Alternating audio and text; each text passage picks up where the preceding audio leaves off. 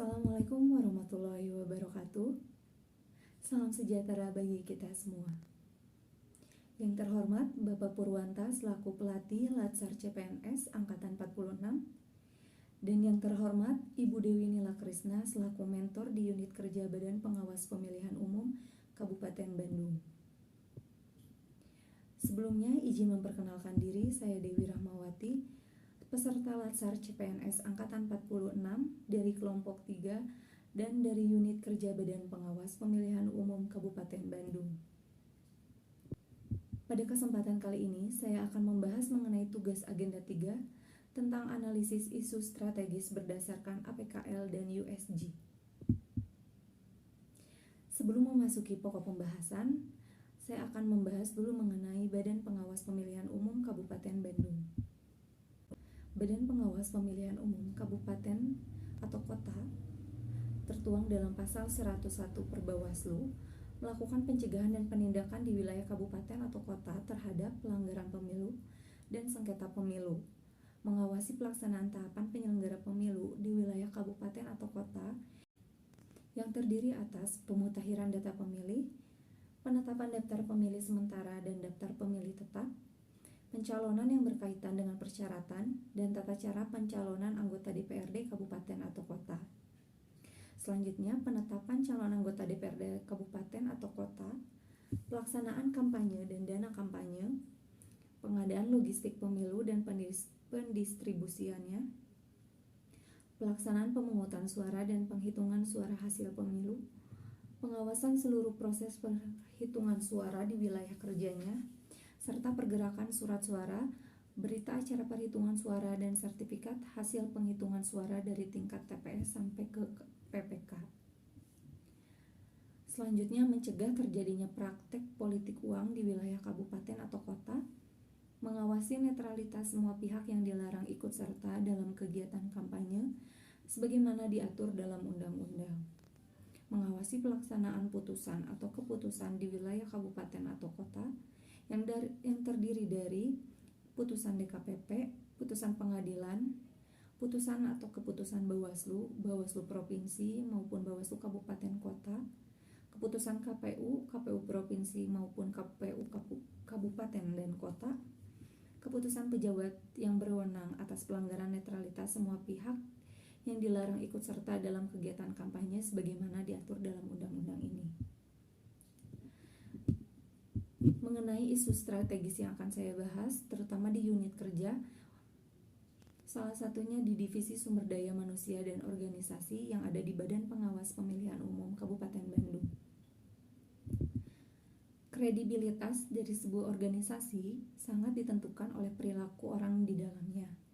Penataan manajemen SDM organisasi adalah sebuah keharusan untuk menghasilkan dan meningkatkan kinerja dalam mencapai tujuan organisasi.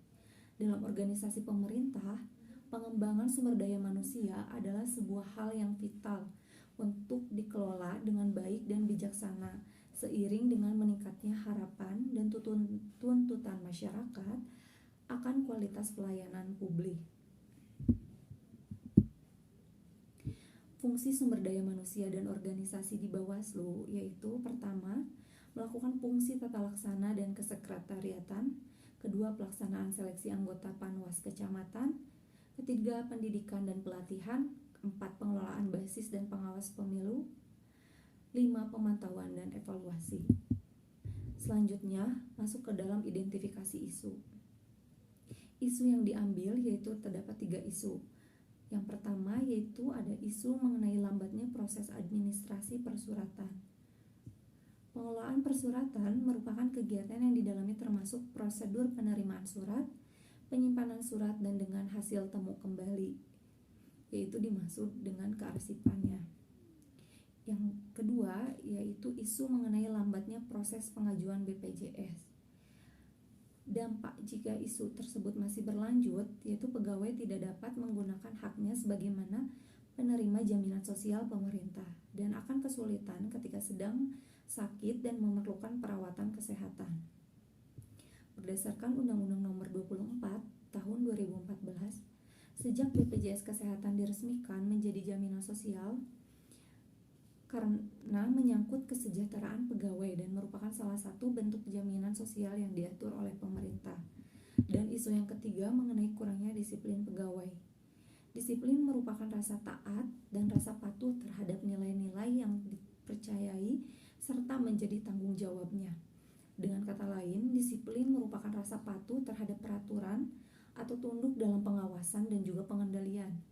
Disiplin pegawai merupakan bagian dari loyalitas kita kepada lembaga dan menjunjung tinggi nilai-nilai Pancasila yang akan berdampak pada tercapainya tujuan organisasi.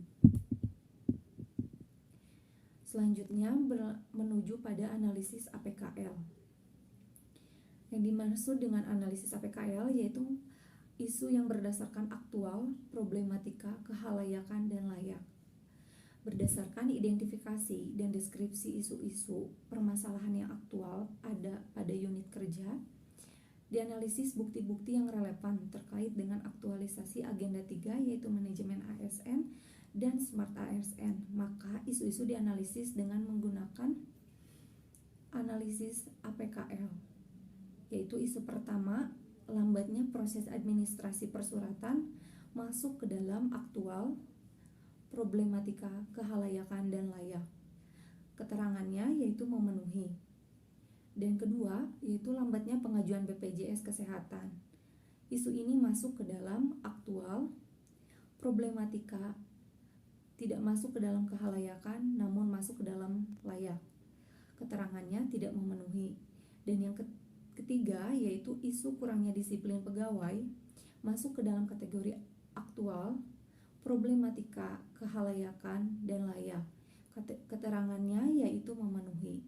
Maka dapat disimpulkan peringkat 1 yaitu pada peringkat 1, peringkat 2 yaitu pada poin ketiga, dan peringkat 3 yaitu pada poin kedua. Selanjutnya analisis APKL.